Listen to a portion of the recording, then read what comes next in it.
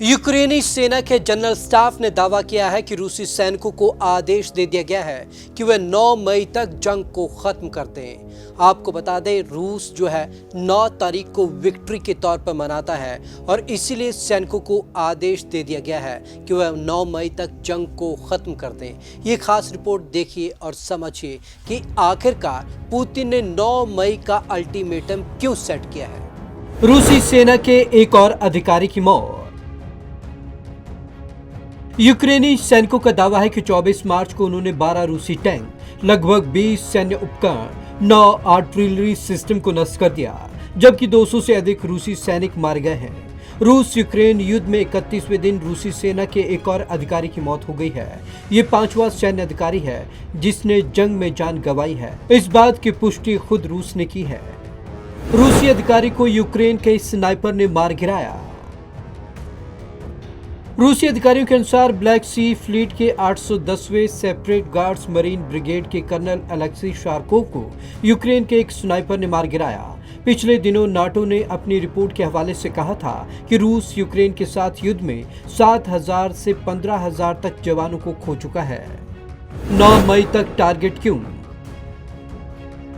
Ukraine के सशस्त्र बलों के जनरल स्टाफ ने कहा कि रूसी सैनिकों के बीच एक जारी प्रचार अभियान चल रहा है जिसमें कहा जा रहा है कि चल रहे युद्ध को 9 मई तक समाप्त कर देना चाहिए।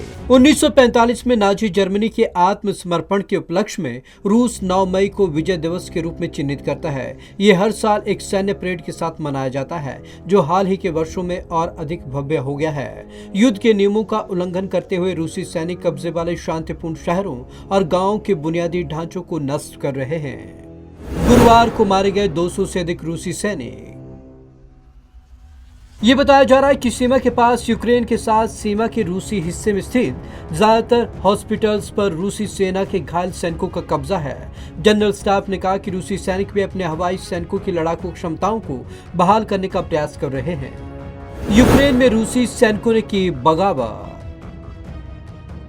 यूक्रेन में युद्ध लड़ रही पुतिन की सेना कई तरीके की मनोबल चुनौतियों से जूझ रही है। एक पश्चिमी अधिकारी ने शुक्रवार को दावा किया कि एक रूसी कर्नल को उसके ही सैनिकों ने टैंक से नीचे कुचलकर मार दिया। उन्होंने बताया कि विद्रोही सैनिकों ने अपने कमांडर 17वीं मोटर राइफल ब्रिगेड के यूरी मेदवेद पर जानबूझकर टैंक चढ़ा दिया।